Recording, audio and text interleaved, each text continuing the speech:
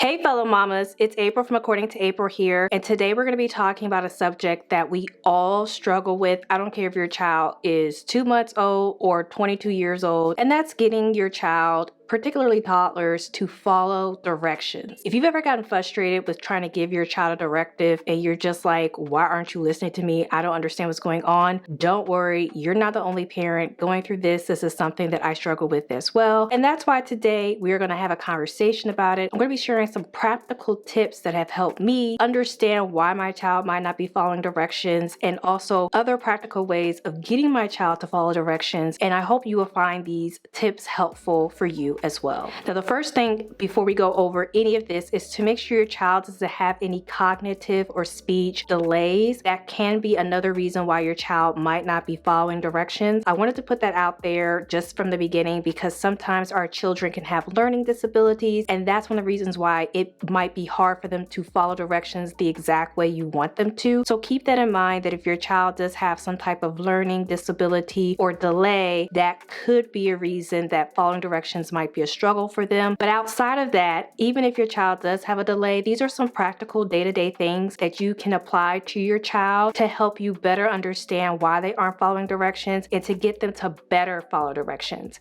if that makes sense. So the first tip is really understanding why your child might not be following directions. It can be anything from maybe they're energized doing a particular task, their focus is somewhere else, and so trying to break that concentration to redirect them can be a challenge. So really understanding why your child is not following directions can be the first indicator into why it might be a struggle for you to get them to follow directions. So understanding where that source is coming from will help decrease the frustration, because toddlers, small children under the age of 5, they're easily distracted. And you have to remember too, like, everything is super brand new for them. So sometimes we want them to do something and it's like, but why aren't you doing it? And it might be because they're just easily distracted, overstimulated, or excited. The next tip in figuring out why your child might not be following directions is to make sure you're saying clear and simple, concise instructions or directions. As we all know, toddlers, small children, they get overwhelmed very easily and overstimulated at something very simple. It can be their favorite show coming on television, you talking about going to their favorite restaurant, a toy, anything can overstimulate them very, very quickly. So when you want your child to follow directions, make sure you're saying something clear and concise. And here is an example that might help you when trying to give your child directions to get them to follow it a lot better. So for example, when you say, let's clean up your toys, be a little bit more straightforward, saying, let's put the blocks in the bin, or let's put the cards on the table. If you're a little bit more descriptive of words that actually have more meaning to toddlers, you'll get a better response versus something very vague like pick up your toys, move that chair, put that back. The next tip in getting your toddler to follow directions is to use positive reinforcement. If you're a pet mom like me, this is something that we talk about all the time, that pets need positive reinforcement in order for you to get them to do what you want them to do. Toddlers, children,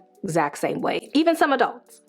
Same way. When you notice that you told your child to put the toys or the blocks back in the bin and they do it, make sure to make it a big deal and a celebration. Clap like, oh my God, you did it, I'm so proud of you. Or, really make it a big deal that they follow directions. It will encourage them to do it again and again. And you'll have a better response when you give them directions again to do similar tasks. Remember, the goal is to keep it positive and make sure that you're modeling the behavior and the tone that your child associates with the behavior you want them to do, so that you always get the desired outcome when asking them to do a specific task. By the way, if you're enjoying the video so far, make sure to give me a like and comment so that I know that you enjoy these type of topics, and then I can do more topics similar to this one.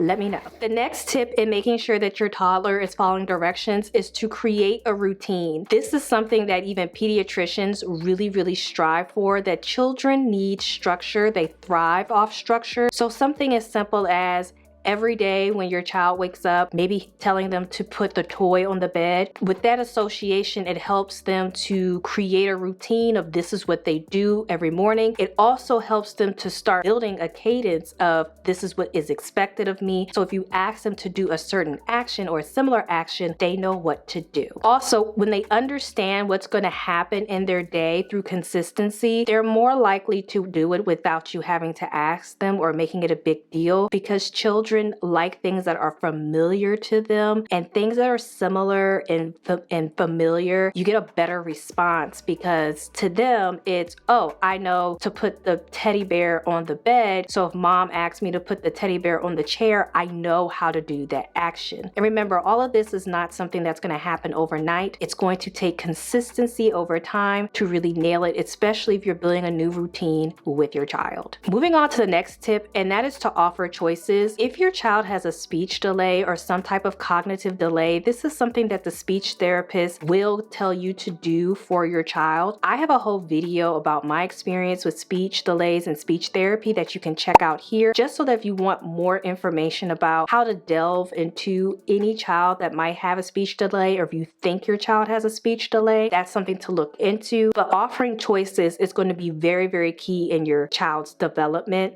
and getting them to follow directions. Children are little humans, and so sometimes giving them the choice will allow them to start thinking for themselves and also help build self-advocacy and confidence. A good example of this is, do you want to wear the blue shirt or the red shirt? By giving your child the opportunity to choose what shirt they want to wear for themselves, it allows them to feel like they're more involved in the decision-making process, especially if you have a headstrong child that's always saying no.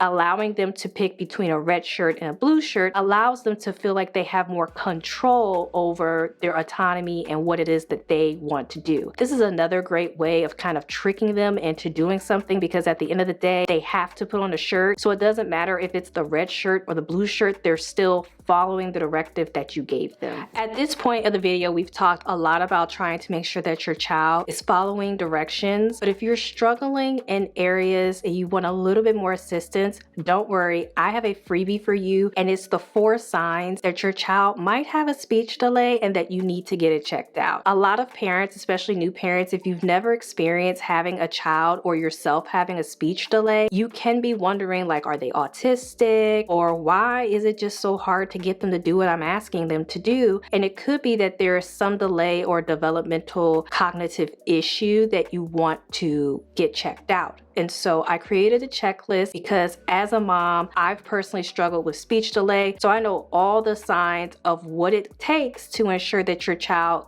will get the necessary assistance they need to be a thriving part of society. So you want to check the description box below for all that detail and information about the free checklist of the 4 things to look out for if your child might have a speech delay. Now, obviously, these are very general, but I'm sure they will be very helpful for you. Again, everything is in the description box below. Now that we got that out of the way, let's go on to the next tip, and that is to use visual aids. A lot of people, you have to kind of show them, and that's the same thing with children. I know for me, I'm a visual learner. Like, you can tell me what you want me to do, but I have to actually see it. So showing your child what it is that you need them to do, demonstrating what you need them to do, might be another good way of them to do what you are asking them to do. An example of this could be showing them a picture, doing a chart, actually modeling what you want them to do. So if you want them to put the teddy bear on the bed, showing them how to put the teddy bear on the bed. It's to kind of give them guidance so that it's not so demanding and more like a cooperative effort. Again, when you're dealing with small children,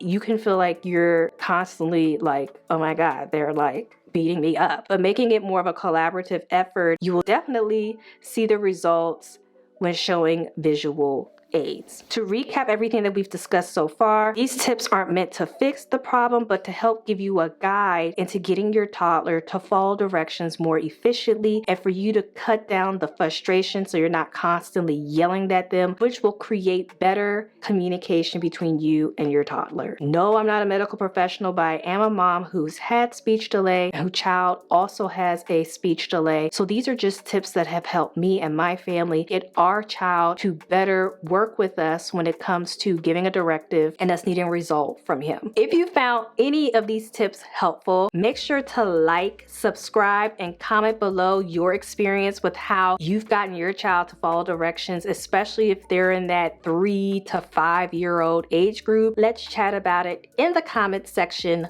below, because we could all use more tips on how to get these kids to listen, girl. If you're looking for programming or shows that are really going to be effective in making sure that your toddler can understand cognitively and express themselves through speech, I have a video here where I talk about the best shows, whether it's on TV or you can get them through YouTube Kids, on this very topic. Best shows for speech delays in toddlers. Check that out right now, and I'll see you in the next one.